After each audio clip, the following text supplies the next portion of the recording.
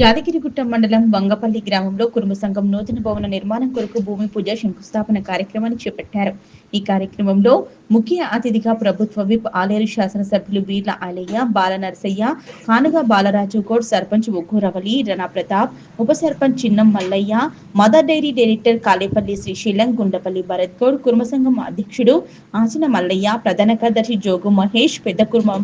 గోధుమ బీరయ్య, షెల్వోజీ జోగు చంద్రయ్య, కుర్మ సంఘం నాయకులు జోగు శంకర్, చిన్న మల్లేష్, కల్లే వినోద్, ఆచన కృష్ణస్వామి, ఒగ్గు నవీన్, ఏడపల్లి మహేష్, దయ్యాల బీరయ్య, బండి మహేష్, ఒగ్గు భాస్కర్, జమ్ము మల్లేష్, మిరియాల మల్లయ్య, గుజ్జ సిద్ధులు, జోగు బాను సంఘం సభ్యులు పాల్గొన్నారు. ఈ గ్రామంలో పెద్ద ఎత్తున కులమంతా కూడా ఐక్యత ఉండి కుర్మ భవనాన్ని నిర్మించుకోవడం చాలా సంతోషం. తప్పకుండా దీనికి ప్రభుత్వ పరంగా నా పరంగా ఆర్థిక సాయం చేసి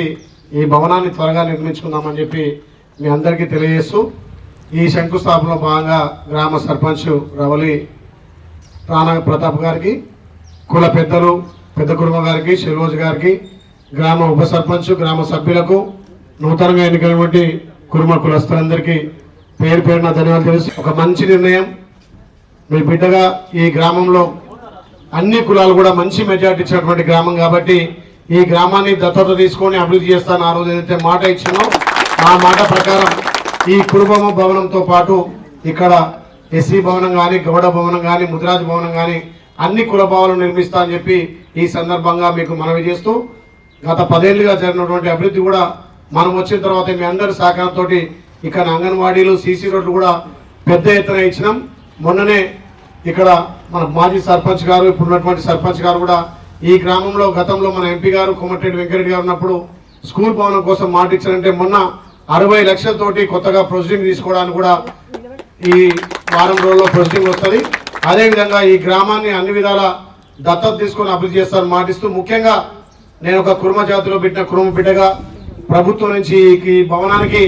అన్ని విధాలా సహకరించి నా వంతు కూడా సహకరిస్తానని చెప్పి మాట ఇస్తూ ఈ భవనం ఒక సంవత్సరంలోనే పూర్తి చేసుకొని దీన్ని ఇనాగ్రేషన్ చేసుకుందామని చెప్పి తెలియజేస్తూ ఇంకా చాలా మీతో షేర్ తీసుకుంటే కానీ ఇక్కడ కొంచెం అర్జెంట్ పని ఉండడం వల్ల కొంత అన్యత భావించొద్దు. మళ్ళొకసారి ఈ భవనం స్టార్ట్ అయినాక ఇది ఏ రకంగా భవనం నిర్మిద్దాం, ప్రభుత్వం నుంచి ఏ రకంగా నిధులు అవసరమైతే మన కుల బాంధవుల నుంచి కూడా కొంత ఆర్థికంగా చేసుకొని అతి త్వరలోని భవనాన్ని పూర్తి చేసుకుందామని తెలియజేస్తూ మీ అందరికీ మళ్ళీ